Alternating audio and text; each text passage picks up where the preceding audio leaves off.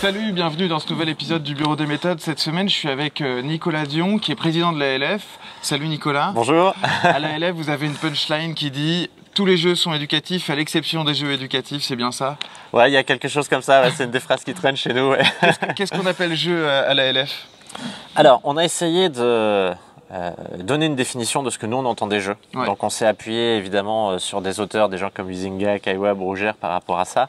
Okay. On mettra les noms en dessous en description. Ouais, voilà, on pourra les mettre et puis les références au bouquin. Et l'idée, c'est de dire que le jeu, on a retenu 5 éléments. On a retenu l'élément de liberté, c'est-à-dire l'idée que si on n'est pas libre, si on ne fait pas au moins le choix de jouer, et qu'on n'est pas libre du jeu, on n'est pas dans du jeu, on est dans quelque chose de contraint. On a l'idée qu'on appelle d'improductivité ou de gratuité, c'est-à-dire qu'on joue pour jouer, on joue pas pour quelque chose, pour produire quelque chose, pour apprendre, on joue pour jouer. Il y a la dimension fictive ou la dimension second degré qui est importante aussi, c'est-à-dire ce qui se passe dans le jeu appartient à l'univers du jeu. Alors évidemment c'est dans la vraie vie, mais c'est quand même dans une parenthèse dans la vie et on peut se comporter d'une manière ou faire des choses dans le jeu qu'on pourrait pas forcément faire dans la vraie vie, expérimenter des choses qu'on n'a pas ailleurs.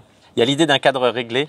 Alors ça peut être soit les règles du jeu, les règles formelles impérieuses qui est dans une boîte de jeu, mais c'est aussi les règles de l'endroit dans lequel je joue et de l'endroit où on est en société qui, voilà, qu'on respecte la durée, les personnes, les matériels, etc., etc. Et la dernière idée, c'est l'idée d'incertitude. Parce que si l'issue du jeu est déterminée, alors que ce soit le jeu de poupée d'un enfant ou un jeu de société ou autre, si l'issue est déterminée par avance, en fait il n'y a plus jeu, il n'y a plus d'enjeu et il y a quelque chose qui s'est perdu dans le jeu. Faut pas qu'on sache l'issue du jeu avant de commencer, sinon c'est pas un jeu, quoi. Ou en tout cas, faut qu'on puisse tenter de la challenger, quoi. Oui, je comprends.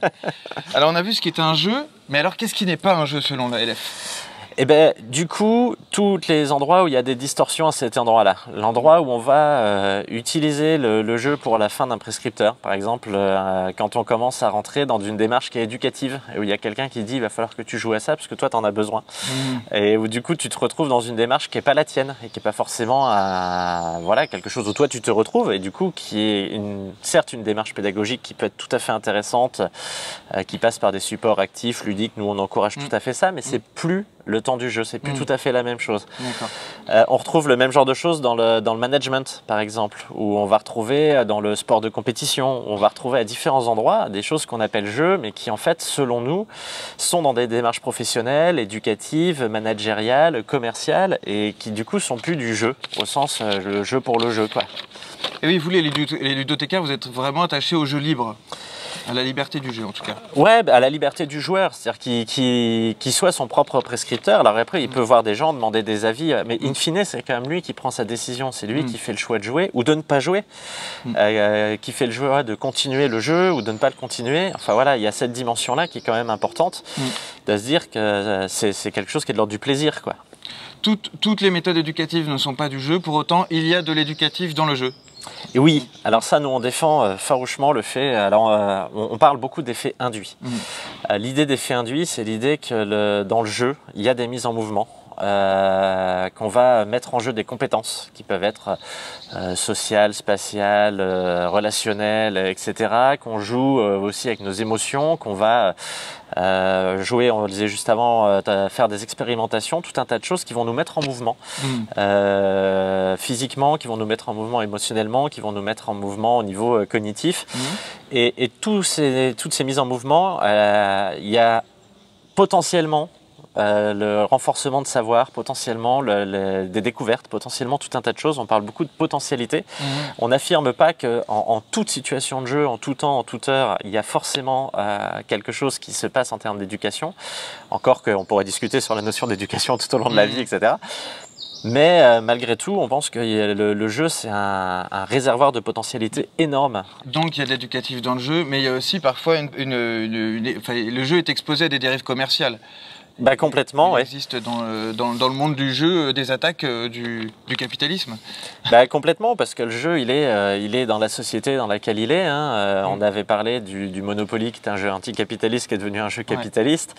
On pourrait parler de plein d'exemples de jeux aujourd'hui où il faut payer tenter plus, notamment des jeux en ligne, pour pouvoir continuer à jouer. Puis du coup, on renforce ce côté un peu... on se sert du côté immersif du jeu pour déclencher des réflexes d'achat, etc., etc.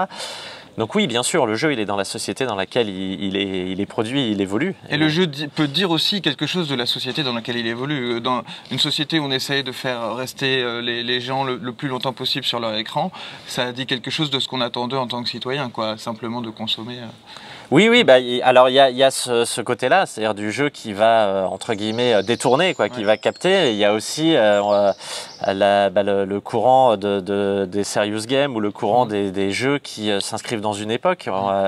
Si on prend les liens entre le G.I. Joe et la guerre du Vietnam, entre la Barbie et l'émancipation des femmes qui était créée par une femme, et puis des jeux qui des fois portent des messages à dessein. Alors après, toute la question, c'est jusqu'à quel point l'enjeu tue le jeu. Il faut qu'on reste dans le champ du jeu, il faut qu'il y ait quelque chose, il faut que même sans le message, il puisse se passer quelque chose. Parce qu'il y a des fois où effectivement, ça rejoint la punchline du début, il n'y a rien de pire qu'un jeu qui est en fait strictement un support éducatif, voire de questions-réponses, et qui est au final plus du tout un jeu, quoi, plus du tout drôle, plus du tout pertinent en termes de mécanique de jeu et de culture ludique, quoi. Alors tu parlais de punchline, vous êtes assez bon en punchline à l'Association des ludothèques de France, puisque vous avez aussi une définition de l'éducation populaire, je voudrais que tu me la lises et puis qu'on la commente. Voilà. Alors oui, c'est une définition qu'on a volontairement constituée à l'envers. Alors voilà, on a dit si par votre action, vous permettez une éducation complémentaire à celle qui est dispensée dans le cadre des structures traditionnelles ou institutionnelles. Si par votre action, vous permettez une éducation de chacun, chacune, pour chacun, chacune, qui permette à chacun, chacune de prendre conscience de sa situation. Si par votre action, vous permettez l'accès à différentes formes de culture, qu'elles soient ludiques, scientifiques, techniques, artistiques, quelle que soit la place qui leur est donnée dans les hiérarchies sociétales, symboliques ou institutionnelles. Et si par votre action, vous accompagnez l'émancipation des personnes en développant un pouvoir d'agir qui permette à chacun de prendre sa place de citoyen, citoyenne, et de s'inscrire dans une démarche de transformation sociale, alors votre action s'inscrit probablement dans les valeurs de l'éducation populaire. Et nous, ça nous a paru intéressant de le construire comme ça, parce qu'on trouvait que très souvent, il y avait du déclaratif et qu'en acte, on avait perdu un peu quelque chose, on avait perdu un peu le lien.